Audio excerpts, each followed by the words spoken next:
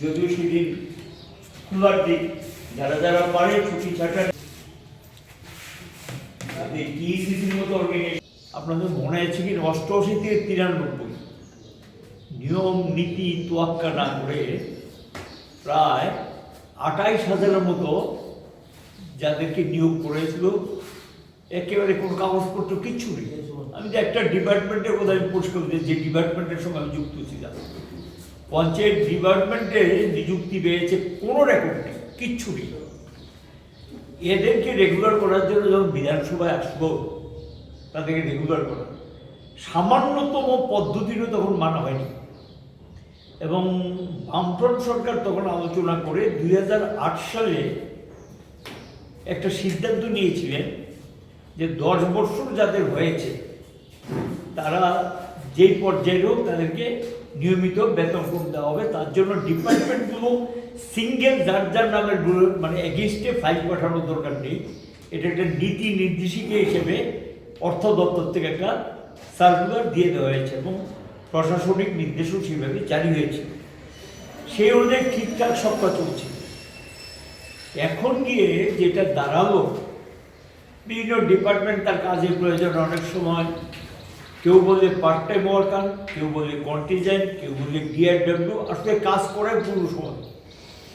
তারা একটা লামসাম বেতন পান, তার জন্য কোনো নিয়ম নির্দেশিকা কিছু নেই, এই অনুযায়ী চলছে। এবং সেই অনুযায়ী তাদের একটা আশাস্থল ছিল যারা কাজ করতেন, যে যেহেতু বামফ্রন্ট সরকার আছে, সুতরাং আমরা 10 বছর পরে অ্যাটলিস্ট নিয়মিত বেতনক্রমটা পাবো এবং পেনশনের বেনিফিটটা কিছুটা হলেও সুযোগ সুবিধা পাবো। সেটা কন্ট্রিবিউটেড প্রভিডেন্ট ফান্ড হতে পারে, সেটা গভর্নমেন্ট প্রভিডেন্ট ফান্ড যেটা সেটা হতে পারে। কিন্তু এখন গিয়ে দেখা গেল 2018 সালের জুলাই মাসের 31 তারিখ বিজেপি গভর্নমেন্ট যারা তাদেরকে নিয়মিত বেতনক্রমে প্রতিশ্রুতি দিয়ে সরকারে এসছে, তার বেমালুম সেটা ভুলে গিয়ে একতরফা একটা নির্দেশিকা জারি করলেন।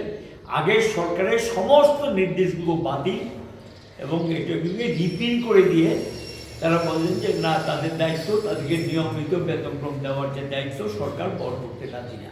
ঠিক আছে, এটার বিরুদ্ধে কোর্টে গিয়েছিলেন, সিঙ্গেল বেঞ্চের রায় ছিল, সাহসী পদক্ষেপ নিয়েছিলেন এবং কাঞ্চনপুরের কয়েকজন তারা কাজ করতেন, তারা সেখানে আমাদের এই সিঙ্গেল বেঞ্চে যায়, এখানে হেরে যায়, বলছে যে না, ক্যাবিনেট ডিসিশন ক্যাবিনেট চেঞ্জ করেছে। আচ্ছা, এবং গভর্নমেন্ট এটা চেঞ্জ করেছে, সেটা হবে না। তারপর গেলেন হাইকোর্টের ডিভিশন বেঞ্চে, হেরেছেন। সাহসী পদক্ষেপ নিয়ে ওই যারা ওয়ার্কার ছিলেন ডিআরডব্লিউ, তারা গিয়েছেন সুপ্রিম কোর্টে। সুপ্রিম কোর্টের ডিভিশন কোর্ট সবটা শোনার পর বলেছে সরকার চেঞ্জ হতে পারে, কিন্তু যারা এই ধরনের কাজের সঙ্গে যুক্ত, নিয়মিত কাজ করেন, সমস্ত কাজ তাদেরকে দিয়ে করার পর হাউ লং, কতদিন চলবে? একটা মানুষকে তো এটা অনেকটা মানে তার শ্রমটাকে আদায় করে নেওয়া হয়, তার প্রাপ্যটা দেওয়া হয়। এটার ভিত্তিতে তখন সুপ্রিম কোর্ট হাইকোর্টের রায়টাকে বাতিল করে দিয়ে পরিষ্কার ত্রিপুরা সরকারকে নির্দেশ দিয়েছেন যে এদেরকে রেগুলার করতে হবে 3 মাসের মধ্যে, আর ওই পিরিয়ডে তাদের যেই ডেটে রেগুলার করা কথা, সেই যেহেতু তারা রেগুলার হয়নি, ওই পিরিয়ড থেকে 30% বেতন তাদেরকে দিতে হবে নির্দেশ দিয়েছে। তা আমাদের বক্তব্য হলো যে এই যে নির্দেশটার পর এখন রাজ্যে 26,000 মতো আছে, এদের কি হবে?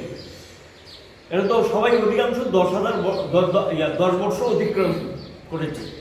10 বছর যদি অতিক্রম করে বেতন পাচ্ছেন 10,000-এর নিচে, কেউ 5,000, কেউ 4,000, কেউ 6,000, কেউ 7,000, 8,000, এক এক জায়গায় এক এক রকম। তো তাদেরকে তো নিয়মিত বেতনক্রম সবারই দেওয়া উচিত। সরকার খুব দ্রুততার সঙ্গে সিদ্ধান্ত নিয়ে এর থেকে শিক্ষা নিয়ে যাতে তাদেরকে সকলে নিয়মিত করা হয়, এই দাবিটা বলেছেন এবং কিছুক্ষণ আগে ব্যক্ত করেছেন। এবং এই পরিস্থিতির মধ্যে সুপ্রিম কোর্টের রায়ের পর তার কিছু থাকে না, এটা সকলের ক্ষেত্রে এটা প্রযোজ্য হওয়া উচিত। ফেব্রুয়ারিতে 2026-এ এই সিদ্ধান্ত ফেব্রুয়ারি মাসে জানিয়েছে। এবং এই অবস্থার মধ্যে ডিএ নিয়ে বলেছেন, ডিআর নিয়ে বলেছেন। সেভেন পে কমিশনের গল্প দিয়েছেন। সেভেন পে কমিশন আমরা যতটুকু জানি, যারা আছেন তারা 10 বছর হলে পর যেদিনই 10 বছর পূর্ণ হবে স্বাভাবিকভাবেই তারা নিয়মিত হয়ে যাবেন। এই জায়গায় আমরা দেখলাম যে যারা বলেছিল তার চাইতে অনেক বেশি বড় কথা বলেছিল যে যারাই অনিয়মিত আছে তাদের সকলকেই যখন খুশি তখন করে দেবে। সেই জায়গায় দেখলাম যে 2018 সালে সরকারে আসার পর 2018 সালেই তারা একটা সরকারি সিদ্ধান্ত নেন। সেই সিদ্ধান্তে তারা বলে দেন যে না, এই অনিয়মিত কর্মচারীদের একেবারে স্বাভাবিক নিয়মেই 10 বছর পর হয়ে যাবে, এটা থাকবে না, এই ব্যবস্থাটা থাকবে না। তাহলে প্রথমে সরকারে এসেই প্রথম বছরেই অনিয়মিত কর্মচারীদের সাথে এই প্রতারণা তারা করেন। সে জায়গায় ত্রিপুরা রাজ্য সরকারে বেশ কিছু বছর ধরে কাজ করছিলেন কিছু কর্মচারী, তাদের মধ্যে বেশ কয়েকজন কর্মচারী তারা হাইকোর্টে এবং সুপ্রিম কোর্টে, হাইকোর্টের মামলা হয়, কিছু কিছু সেখানে তার পরবর্তী সময়ে সুপ্রিম কোর্টও মামলা যায়। সেই মামলাতে সুপ্রিম কোর্ট সুস্পষ্টভাবে বলে দেয় যে আমাদের এই অনিয়মিত কর্মচারী যারা আছে তাদেরকে নিয়মিত করতে হবে এবং নিয়মিত বেতন গ্রহণ দিতে হবে, এই ঘোষণা হয়ে যায়। কিন্তু ঘোষণা হওয়ার পরও এখন পর্যন্ত আমরা লক্ষ্য করছি সুপ্রিম কোর্ট, আমাদের দেশে যেটা নিয়ম যে সুপ্রিম কোর্ট যে রায় দেয় সেই রায় কার্যকর ভারতবর্ষের প্রতিটি স্তরের, সেখানে সেন্ট্রাল গভর্নমেন্টই হোক বা রাজ্য সরকারই হোক, প্রতিটি স্তরেই এটা কার্যকর করা যে নিয়ম আমাদের দেশে চালু আছে।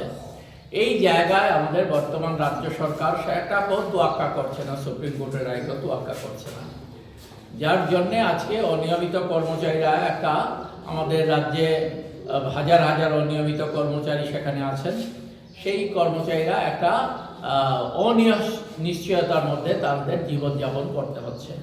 এই জায়গায় আমরা যারা ট্রেড ইউনিয়নে কাজ করি আমরা তাদের এই যে সমস্যা থেকে চোখ ঘুরিয়ে রাখতে পারি না। আমরা তার জন্যে আগামী 23শে মার্চ রাজ্য বিধানসভা অভিযান করতে যাব। আমরা 23শে মার্চ রাজ্য বিধানসভা অভিযান করব। আমরা দাবি রেখেছি যে সমস্ত অনিয়মিত কর্মচারীদের নিয়মিত করতে হবে এবং তাদের পূর্ণাঙ্গ বেতনক্রম দিতে হবে, এই দাবি আমরা রেখেছি। আমাদের দাবিতে মুখ্যমন্ত্রীর কাছে আমরা যাব 23শে মার্চ ডেপুটেশন দিতে বিধানসভায়। এবং আমরা পাশাপাশি এটাও লক্ষ্য করছি যে আমাদের রাজ্যে শিক্ষক কর্মচারী বিভিন্ন স্তরে যারা আছেন এবং যারা পেনশন হোল্ডার আছেন তাদের প্রায় 17% দিয়ে বকেয়া আছে। 22% ছিল, সম্প্রতি 5% দিয়েছে। এবং এটাও আমরা মনে করি যে সামনে এডিসির নির্বাচন, তার জন্য এই নির্বাচনকে সামনে রেখেই এই ডিএটা দেওয়া হয়েছে। যদি নির্বাচন না থাকতো তাহলে পরে এই ডিএটা পেতেন না কর্মচারীরা। তার ফলে কি হচ্ছে, এই ডিএ 17% না দেবার ফলে আমাদের রাজ্যের এক একজন শিক্ষক কর্মচারী সর্বনিম্ন 6-7 হাজার টাকা করে প্রতি মাসে, 6-7 হাজার টাকা করে, সর্বোচ্চ সেখানে 20-25 হাজার টাকা পর্যন্ত কম পাচ্ছে প্রতি মাসে। এক একজন শিক্ষক কর্মচারী, তার বিভিন্ন স্তরের কর্মচারী যারা আছেন তারা সেখানে কম পাচ্ছেন। এবং ডিআর, আমাদের যারা পেনশন হোল্ডার আছেন, ডিয়ারনেস রিলিফ বলে এটাকে, পেনশন হোল্ডাররা সেই ডিয়ারনেস রিলিফ তারা পাচ্ছেন না। এই ধরনের একটা অমানবিক কাজকর্ম আমাদের বিজেপি সরকার আমাদের রাজ্যের কর্মচারী